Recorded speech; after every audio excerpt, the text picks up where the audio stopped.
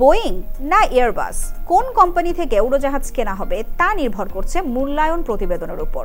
মূল্যায়ন প্রতিবেদনের ভিত্তিতে আগামী 2-1 মাসের মধ্যেই উড়োজাহাজ কেনার সিদ্ধান্ত নেওয়া হবে জানিয়েছেন বেসামরিক বিমান পরিবহন ও পর্যটন মন্ত্রী Mohammad Faruk Khan.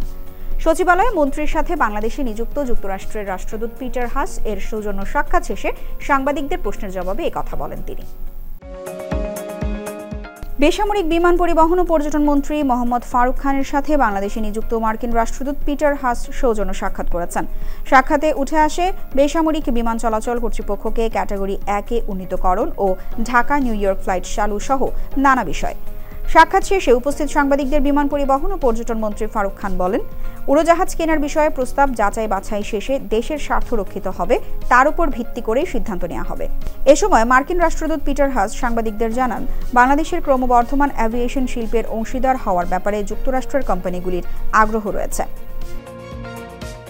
Great American companies and some great American products.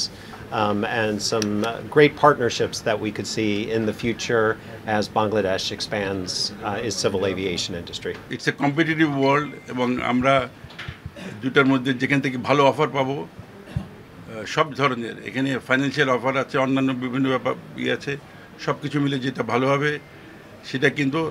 তবে এটা ঠিক যে এয়ারবাসও আমাদেরকে ভালো অফার দিয়েছে।